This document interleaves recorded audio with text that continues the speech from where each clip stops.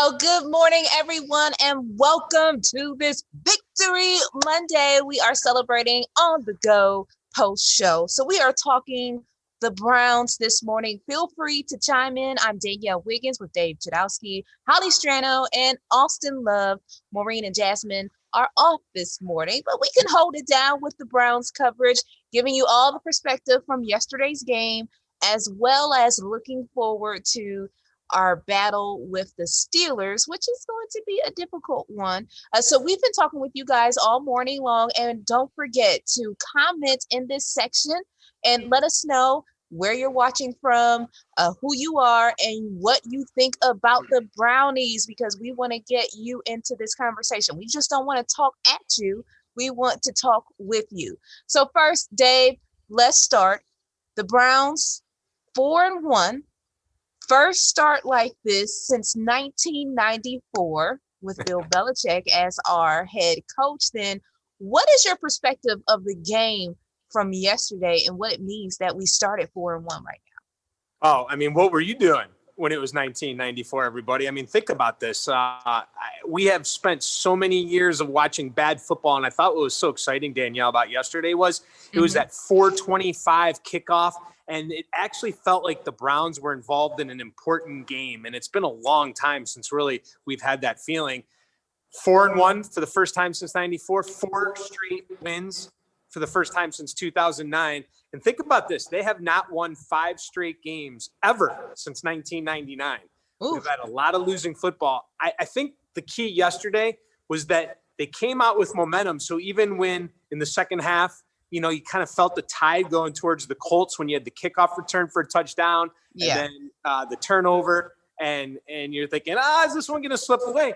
But what I think is interesting about this year is we keep waiting, and you follow them on Twitter. Always like to say the same old Browns. You keep waiting for the shoe to drop and then mess up and blow the game. But they're not. They're winning games in Dallas when you think they might blow it. They're winning games against the Colts at home that they probably would have lost in the past. So basically my perspective on it is Kevin Stefanski has a new attitude, and they're delivering right now. And he brought that new attitude here to Cleveland. And I know, Holly, you're going to have to step away in just a second to do WTAM. So for when Holly steps off, know that she's not like Boo Brown. She has to do the weather for WTAM. So make sure you tune in there. And you know what? I love that the game was later yesterday because it felt like it really got us all outside. Mm-hmm. It was so beautiful, right? And then we had the game at 4 o'clock. So it was perfect. Now, Dave, you were saying about we're always waiting for that shoe to drop. Like, they're going to lose it somehow. And they don't. But Jeffrey, he chimed in when we did the Facebook Live during the show. He said the Browns are looking pretty confident. They need to work on closing the game with some attitude. Right now, they seem to get ahead and try not to screw up. They really need to put the other team away. So, Austin, Dave, what are your thoughts about that? Closing the game. Well, going on with that, of course, I think that's what happened with the Dallas game. They're starting to play not to lose. And then yesterday, you might have saw that creeping a little bit. But really, I think that kind of just comes with maturity of this team. And you've already seen this team really mature, especially compared to last year. And Dave, I'm going to piggyback on what you were saying, and I'm going to give all the credit to Kevin Stefanski. Of course, he has so much talent on this team, but you saw what happens with a lot of talent and undisciplined coach and undisciplined leadership of what that was last year. What struck me about this game, and I had to double check this, is that yesterday they had 2 penalties. That's crazy. They had 2 penalties in the first minute and a half on that Tennessee game, where they had 185 penalties that first game last year. So I think that really just goes to show just that this team is a disciplined team, and it shows that you can have all the talent in the world. We have great talent, some of the best talent in the NFL on both sides of the ball. But if you don't have the discipline and the leadership and the coaching to go behind that, you can't win without that discipline. So I think that's really what Kevin Stefanski's brought. And I love watching his press conferences because if you tuned in and didn't have any idea what was going on or even the score of the game, his tone and the way he talks about the game is like, okay, did they win? Did they lose? What's going on here? He's even keel, steady Eddie.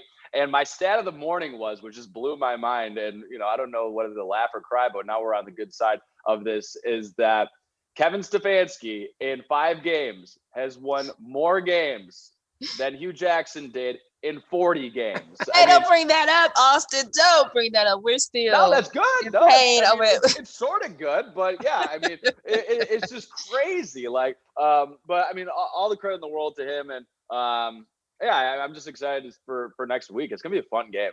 Now Hugh's doing that that one thing where you can send a message to people. The cameo. Austin? Yeah. Cameo. Yeah. I've done that. Yeah. I've gotten Hugh Jackson to do a cameo for one of our buddies. Yeah. So.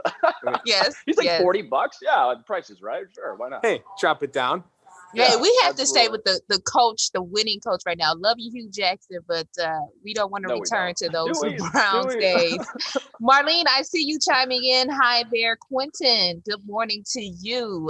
Again, chime in, let us know. Now, NFL on ESPN, they posted on Twitter something, and they said like the last time the Browns started 4-1, and David, we talked about this, was 1994 when Bill Belichick was head coach and Nick Saban was defensive coordinator. So they're both powerhouse coaches right now.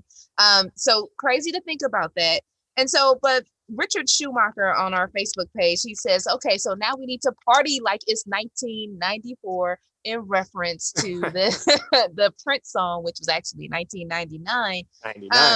But John isn't forgetting about that heartbreak. So, the year later, or in 1995, Art Modell announced that he's taking that Browns team that was started 4-1 and moving them to Baltimore.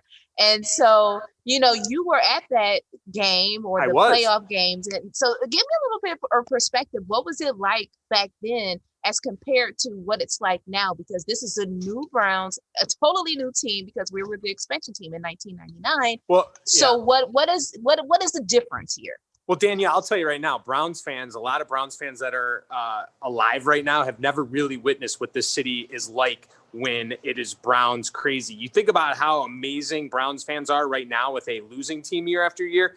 Back in the 80s, when I was growing up with Bernie Kosar, and those days, this city, I mean, everywhere you went, it was orange and brown. It was like nothing you've ever seen. And if we ever get back to that day, I'll tell you what, it's going to be special. And that year in 1994, so you had the 3 years where they went to the AFC Championship game in 86, 87, 89, and they lost all 3 to the Broncos. Then they had some down years. Bernie left, and Belichick sent Bernie out the door. That 94 season, they were starting to turn it around, and they had a really good season, and you felt they had a great defense, and you felt like they were on their way back, and they won that playoff game against New England. It was an amazing atmosphere. I remember it well. They win the game. They lose the next week to the Steelers, which obviously wasn't fun, but you felt like this team was back, and then they moved.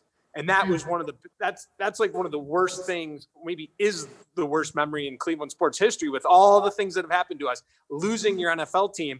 And then Baltimore goes on to win the Super Bowl. So to put it into perspective for you, Danielle, if they don't move, that team would have won a Super Bowl. I'm telling you, here in Cleveland, that's how great Belichick was starting out to be. And look at his career now. So that was a huge moment in Cleveland sports history. So those memories are very, very alive for people that were alive back then. And we look forward to going to Pittsburgh next week and get this rivalry back, because it's been gone for so long. Now, speaking of Pittsburgh, they're 4-0. They're hot. They're on fire. We're, we are not favored to win.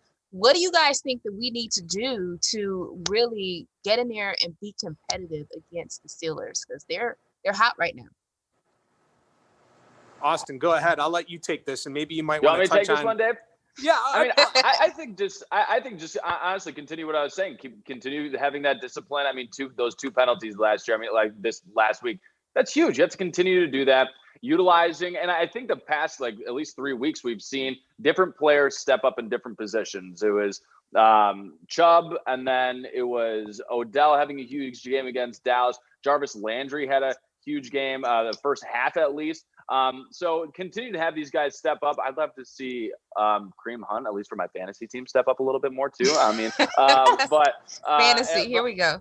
There's a few different things of concern, I would say, for the Browns. They lost Wyatt Teller, and he's been, I mean, Big loss, arguably one of the MVPs. I know it was a calf injury. I don't know if you have any more information if he'll be back against the Steelers, and then Baker's banged up. But I would say, I mean, keeping that discipline and utilizing their offensive weapons and bringing some momentum. This is the game that Browns fans circle every single year, and every single year it's like, can we maybe potentially sort of maybe beat the Steelers? No, there can't be, can we?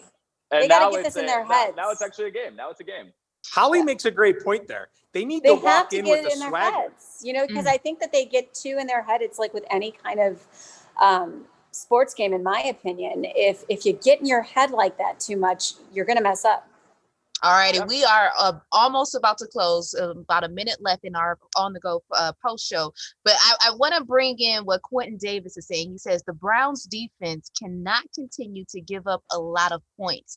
But then Doug, you know, he comes in, Doug Heapin says the talk all week was how good the Colts defense was after watching the game yesterday. The Browns showed they are capable of beating all teams in the NFL. Yeah. Thoughts on that? They continue to score over 30 points a game. They've scored over 30 points a game in every game but their loss to the Ravens in week 1. I get the defense comment, but I'm telling you right now, and I said at the beginning of the year, this is the way it's going to be. It's playing out exactly. If you're going to win games, you're going to have to win high-scoring games. The defense is going to improve, but it's not your bread and butter. So I would just get used to that. Any final thoughts? I can't stand Pittsburgh. There you go, Holly. That's a great way to end it, I think. All righty, let's against the town, just the team. Yes, let's take us to 5-1. Fingers crossed. And don't forget, congratulations to the kid from Akron for winning his 4th NBA title last night. Congratulations, LeBron James and the Lakers winning the NBA championship this year. So this is On the Go post show. Again, you can continue to comment. We're here every day at 7:05 talking the top talkers. And of course, you can always chime in and we will continue to interact with you throughout the day. Stay with WKYC.com as well as our Facebook page because we have more news there for you. And of course, we love interacting with you. Have a great Victory Monday, guys. See you soon. Happy Monday. Ready? Good Monday.